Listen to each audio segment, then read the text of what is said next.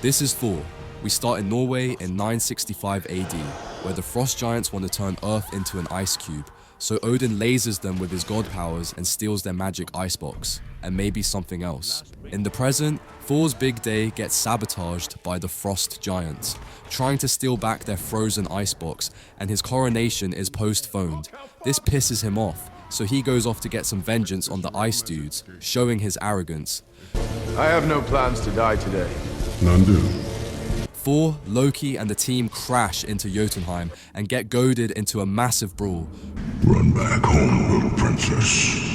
Damn. Thor uses Mjolnir like a flying bowling ball. A massive creature is released, suppressing Thor's team. Odin shows up in a blinding light like a disappointed dad who must pick up his kid from detention.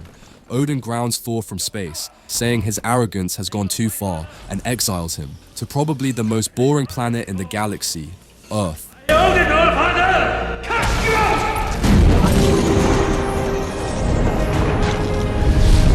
Odin gives him a chance to redeem himself by throwing his hammer in after him. Thor lands in New Mexico and meets Jane Foster, Darcy, and Dr. Eric Selvig. By getting hit by their car, Darcy immediately wants to get it on. Whoa, does he need CPR? Because I totally know CPR. Thor wakes up in hospital and gets offended and violent when they try to help him, so they knock him out. Jane and the others go looking for Thor and manage to hit him with her car again. What? I'm so sorry. I swear I'm not doing this on purpose. Mjolnir lands nearby and starts a local Excalibur game when people try and lift the sword or hammer. Stan Lee gets his trailer ripped off trying. Loki learns he was taken from Jotunheim as a child and that Odin has been using him as a hostage. Thor's having a Viking breakfast. This drink, I like it. I know, it's great, right? Another! And learns the location of Mjolnir. Agent Coulson of S.H.I.E.L.D. shows up and takes all of Jane and Eric's equipment. Loki takes command of Asgard after Odin collapses. Thor walks into a pet store and wants to buy a horse, until Jane shows up and rides him.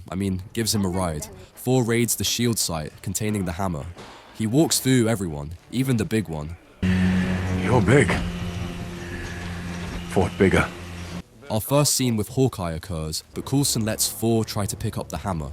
But Mjolnir's like, only the worthy, bro. Go hug a puppy. Eric thinks Thor's a lunatic and tells Jane, but Jane wants to believe the fairy tale. Loki taunts Thor and tells him Odin's dead. Eric busts Thor out of S.H.I.E.L.D. Using fake credentials and playing the crazy card, they go to a bar and start drinking. Meanwhile, Loki makes a shady backroom deal with the Night King to let him into Asgard to do some light regicide. Thor brings Eric back and sums it up like this.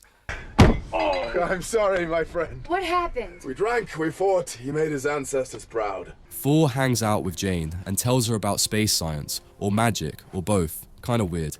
Sif and the boys are like, we need our golden boy back. So they convince Heimdall to open the Bifrost to rescue Thor, although it doesn't take much. And commit treason to bring Thor back? Yes. Good. Loki sends his personal Terminator, the Destroyer, down to Earth to take care of that Thor problem. Eric can't find any evidence to prove this is happening, and then Thor's friends show up. Found you!